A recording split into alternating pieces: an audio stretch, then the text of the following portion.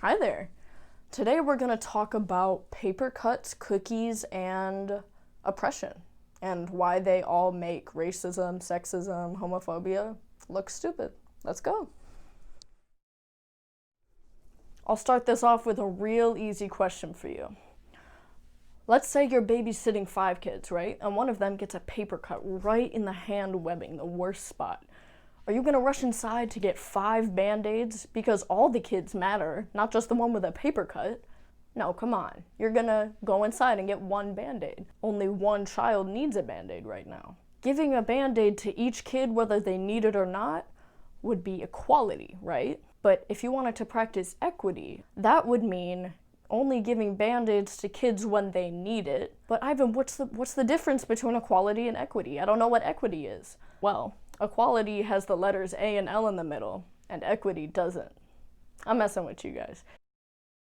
Robert Longley states that while equality is providing the same level of opportunity and assistance to all segments of society, no matter what, equity is providing various levels of support and assistance depending on specific needs or abilities, so that everyone can have equal experiences.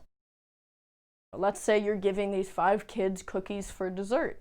Equality would be giving them the exact same type of cookie, each of them, no matter what. But let's say some of them have dietary needs. Equity would mean tending to those needs, like giving the nut-free kid a nut-free cookie and the gluten-free kid a gluten-free cookie, so they all have the equal experience of not dying after eating 1 cookie. And you know, we can talk about paper cuts. We can talk about cookies all day. But what about oppressed people? Do oppressed people need equality, or might they actually need equity? Let's see. So just an example, how about we put it in terms of representation in media? But first, let's make a couple things clear. When I say someone in a majority group, I'm talking about people with privilege, straight people, cis people, white people, able-bodied people, and so on. And when I say someone's part of a minority group, I mean they're part of oppressed groups like people of color, LGBT people, people with disabilities, etc. For representation in the media that we're talking about, minorities are very underrepresented. So we need to give minorities a boost in representation to make up for the fact that they're so much less represented than majority groups. Equality would be giving everyone a boost of representation, but the fact is, majority people don't need that. They're already represented. So for example, when you see on social media about the first Hindu Olympic gold medalist, or you hear about the first gay Nobel Prize winner, or the first Black president of America, those traits that make them oppressed, like their race or sexuality, need to be represented so that they're considered normal and don't need to be mentioned anymore. Oppressed and minority groups need more support so that the traits that make them minorities are represented equally to the traits that make people the majority.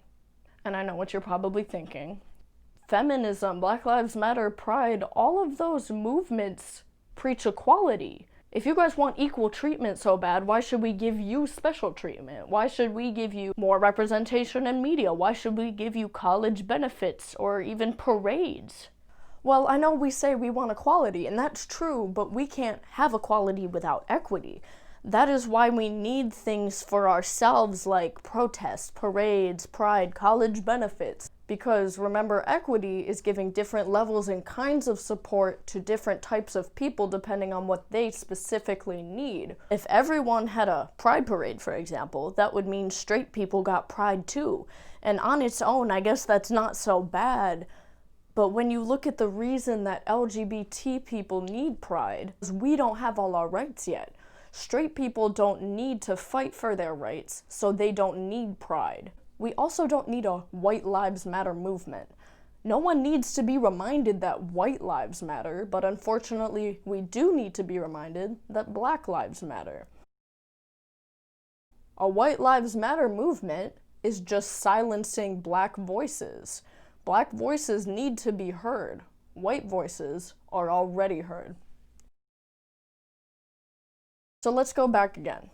Equality is giving every social group, every segment of society, the same treatment and support, whether it's necessary or not. And that ignores the fact that some people need more help. And so equity fixes that issue. Equity is giving different supports to different people based on what they need until they can be equal to the people above them. So with everything I've told you, I want you to take a few things away. When you see oppressed people fighting, protesting, in a parade, instead of making it about yourself and saying, well, all people matter, I matter too. If you have privilege, recognize that they're not saying you don't matter. It's just that the oppressed people are oppressed, and you're not. They're the ones who need help. And by the way, I'll let you in on a secret. Pride never meant that cis straight people don't matter. Black Lives Matter never meant that non-black lives don't. And feminism never meant that men don't matter. It's just that those are the messages people need to be reminded of right now. Giving a Band-Aid to the kid who has a paper cut doesn't mean the rest of the kids don't matter. When the rest of the kids get hurt, we'll help them too. And in the same way, when straight, cis, able-bodied white people are oppressed, we'll help you. Because then you will be the ones that need support and we won't. But until that point, you need to understand that we're the ones that need support. We can't have equality without equity. Oh, by the way, if you want all lives to matter so bad, shouldn't you be fighting to make all lives matter? Just a thought.